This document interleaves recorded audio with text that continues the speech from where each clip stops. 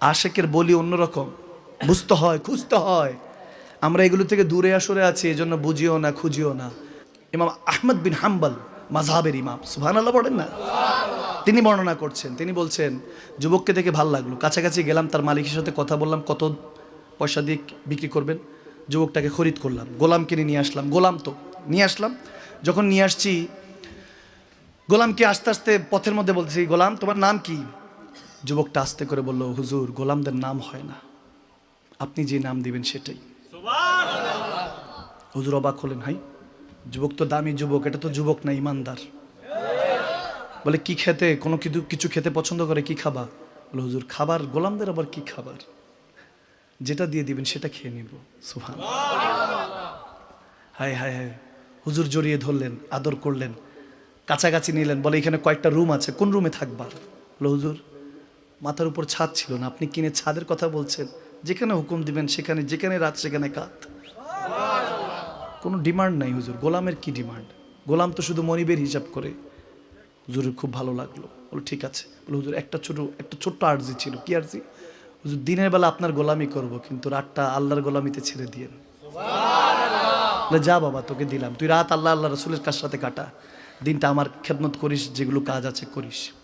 হলো তো, দেখে রাতের বেলা যুবকটা চুপচুপ করে কি জানি কান্নার আওয়াজ শুনে। ইমাম হাম্বল জামানার ইমাম, তো কাছাকাছি গেলেন, গভীর রাত, যুবক সেজদার মধ্যে, একবার মাথা নামায়, একবার উঠায়, আল্লাহর কাছে তওবা করে, আল্লাহ তুমি তো জানো ইমাম হাম্বলের গোলাম বানিয়েছো, তেনার দাসত্ব করতে হয়, তেনার খেদমত করতে হয়, নাহলে দিনেও তোমার যে সুখ তুমি যা দিয়েছো আল্লাহ, এই শুকরিয়া আদায় করে তোমার কাছে শেষ করতে পারবো না। দিনের বেলা তোমার সেজদাটা আদায় হয় না, তোমাকে স্মরণ করার সুযোগ হয়। আল্লাহ রাতে মাপ চাচ্ছি, ক্ষমা করে দাও। কান্না করতেছে, আল্লাহ মাফ করে দাও। আল্লাহ তোমার মেহবুবের সাদেকায়, তোমার মেহবুবের দিকে তাকিয়ে, ইমাম হাম্বলের দিকে তাকিয়ে মাফ করে দাও, তেনার খেদমতে আছি। আল্লাহ আল্লাহ তোমার তো দয়া, তুমি কোন না কোন মালিকের কাছে রাখতা, চাবুক দিয়ে মারতে হয় তোমার হাতে, তোমার কাছে সেজদা ঝুঁকার তৌফিক হতো না। তোমার তো দয়া মাওলা, যে তুমি আবার একজন ইমামের গোলাম বানিয়েছো, আবার ইমামের খাদেম বানিয়েছো, যে তোমার কাছে চাইতে পারছি। চোখের পানি ছেড়ে ওই যুবক কাঁদছে, আল্লাহ কিভাবে শুকরিয়া করব। চোখ সালামত রেখেছো, কান সালামত, হাত সালামত, জেসেমটা সালামত। কোটি কোটি মানুষ আমাকে জেনে কি হবে?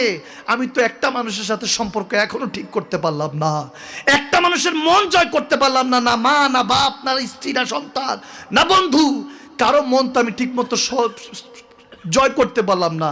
নিজের মনের কথা যদি বলি, পুরুষ তো পুরুষ, চোখের পানি ছাড়া মানা করে দেয় জন্মের সাথে, তুমি পুরুষ, তুমি কাঁদতে পারবা না। অথচ ওই পুরুষটা যখন কাঁদে, বুঝতে হবে তার ব্যথাটা কত গভীর। ওই যখন যুবকটা কাঁদছে, আল্লাহর দরবারে তওবাতুন নসুহা করছে, আল্লাহ মৃত্যুর আগে তওবা নসিব করে, অনেক গুনাহগার বলে কাঁদছে। ইমামে হাম্বল চোখের পানি ছেড়ে দিলেন, হায় আল্লাহ, এই মমিনকে দিয়ে আমি খেদমত করাচ্ছি। তখন তিনি পরের দিন যখন ওই যুবককে ডাক দিলেন, যুবক আসলো, এসে বলছে, জি হুজুর কি খেদমত করতে পারি? বলে তোকে আমি আজাদ করলাম, আজকে থেকে তুই আর কারো দাস না, কারো কৃত দাস না, গোলাম না, তুই আজকে তোর যে ঈমান, আমি রাতে তোর আরজি মর্জি আল্লাহর সাথে শুনে ফেলেছি। তখন সেই যুবক এই শুনে বলছে, হুজুর আমার কি কোনো ভুল হয়ে গিয়েছে, আমাকে কেন আজাদ করছেন? বলে রাতে তোর আল্লাহর সাথে, রসুলুল্লাহর সাথে যে কথাগুলি বলছিলি মনে মনে আমি শুনেছি, তুই কি গোলাম, তোর তো কাজ হলো তুই মওলা হওয়া দরকার, তোর আকা হওয়া দরকার, তুই মনিব হওয়া দরকার, তুই মুর্শিদ, তুই শায়েখ হওয়া দরকার, তোর যে ঈমান, তুই আমাকে শিখা কিভাবে আল্লাহকে পাবো। তিনি ওই যুবক বলতেছে, আল্লাহু আকবার, ইমাম বলতেছেন, ওই যুবক চোখের পানি ছেড়ে আবার সেজদায় চলে গেল। সেজদায় গিয়ে বলতেছে, আল্লাহ जो थी छुपाने की वो राज खोल के रखे दी। আল্লাহ তোমার সাথে আমার এই কথা হয়েছে, তুমি ইমামকেও জানিয়ে দিয়েছো। আমার আর স্বামী স্ত্রী যদি একসাথে বাসরাত্রিতে থাকে, মা কেউ বলবে না, বাবা কেউ বলবে না, সবচেয়ে বেস্ট ফ্রেন্ডরা কেউ এটা জানাবে না। এটা তো সবচেয়ে গভীর মহব্বতের রিশতা, বান্দার খোদার রিশতা ছিল। আল্লাহ তুমি জানাই দিলা জামানাকে। এটা বলে সে মাথার মধ্যে মাথা বাইরেতে লাগলো জমিনে, যে ওটার কাবিলও না, আল্লাহ তোমার মহব্বতের কাবিলও না, তোমার আমার মহব্বতের মধ্যে আরেকজনকে প্রবেশ করিয়ে দিলা। এটা বলে সে মাথার জমিনে বাড়িতে বাড়ি দিতেছে, আর রক্ত পড়ছে। একটা পর্যায়ে একটা আওয়াজ করলো, আল্লাহু আকবার। আরেকবার আওয়াজ করলো, ইয়া রাসূলুল্লাহ। বলতে দেরি নেই ইমাম হাম্বল বলতেছেন ওই ছেলের রূহ পারবাস করে গেল, ইন্তেকাল করে গেল। ইন্না লিল্লাহি ওয়া ইন্না ইলাইহি রাজিউন। ওই যুবক যখন ইন্তেকাল করলো, আল্লাহু আকবার, আমি তখন দেখলাম খেয়াল করে ওই আশিক বলতেছে, ये आशिक की जनाजा है जरा धूम से निकले, ये आशिक की जनाजा है जरा धूम से निकले, महबूब के गलियों से जरा घूम से निकले। सुभान अल्लाह। ইমাম হাম্বল নিজে দাফন কাফনের ব্যবস্থা করলেন আর বলতেছেন এই আশিকের জানাজা আর একটু ভালো করে নারা দিতে দিতে নাও, দুরূদ জিকিরের মাধ্যমে নাও। আশিকের জানাজা যারা যারা শরীক হবে তাদেরকে আল্লাহ কবুল করবে। এই মুমিনের জানাজায় সবাই শরীক হও।